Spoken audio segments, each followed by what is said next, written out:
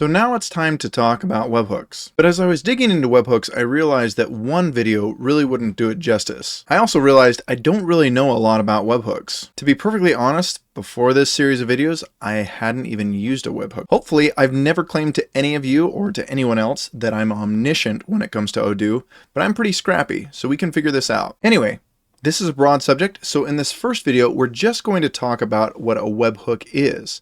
Really, if you don't understand what it is, you really can't understand what you could possibly do with it. Hold on just a second. You're probably thinking, why the heck do I care? Well, let me explain this to you real quick. You should care because we love Odoo, but it can't do everything. But with webhooks, look at all the different services that get opened up to us.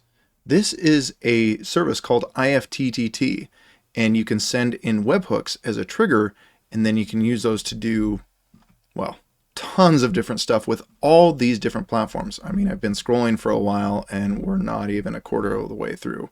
This is incredible. You could even get so far as to set it up to where Alexa has some sort of announcement or congratulations or something when you get a new sales order. There is so much you can do with webhooks. So let's go ahead and break this down.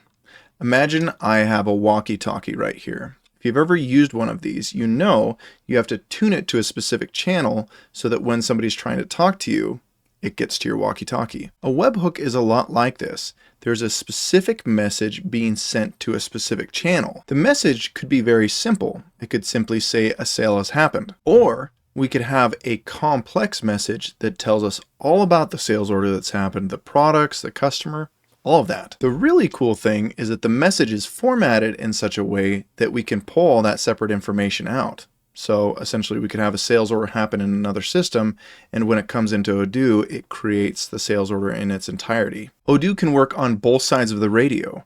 We can send a message or we can receive a message. Essentially, Odoo can be using many different radios at the same time, something that would be impossible for one of us to do. Incoming messages or incoming webhooks on those walkie-talkies can act as a trigger inside of Odoo to set up our automated actions. So going back to our sales example, say we have a Shopify store that's not integrated with Odoo yet.